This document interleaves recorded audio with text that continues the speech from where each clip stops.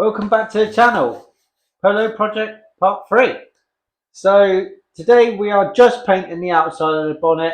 Turns out that I haven't really got enough safe space to be doing the insides of the doors as well.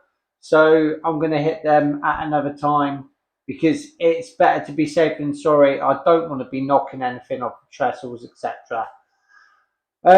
Big thank you to everybody that's been watching. I'm now at 20 subscribers and I'm actually over the moon with that, to be honest. And the kind comments that some of you have left, I really appreciate it. And hopefully we can keep this channel growing so we can keep projects going out the door. Now, today I'm going to be talking to you about this bonnet. As you can see, it's already been prepped. I thought I would just cut that out. Let's get it done and let's get down to the paint. Now I'm going to be back masking off of the edge, bringing the tape out, putting some paper on the tape and then laying a skirt down so that no overspray gets underneath and obviously hits the layer that we've already painted. I'm going to be masking up this grill just by sticking some tape in underneath, and then it's just a quick degrease, quick tack off, bang your whites on and bang some glass down. So let's get into it.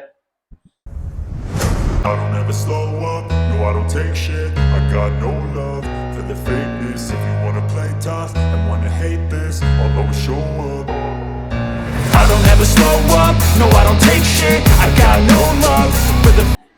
Right guys, so everything's degreased, all masked up, ready to go. I'm going to take you over there quick, so you might actually move today, but we get to see the masking technique. It's used just to skirt it off, just in case anybody wants to know for their own use.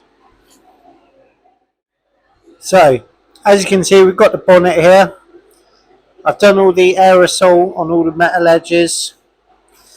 Now what I've done is I've brought the masking tape out on the edge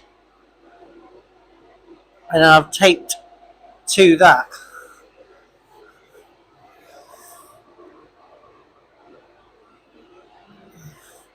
I mean, there is other ways, but that's the way I've done it on this one. So yeah, let's get into it.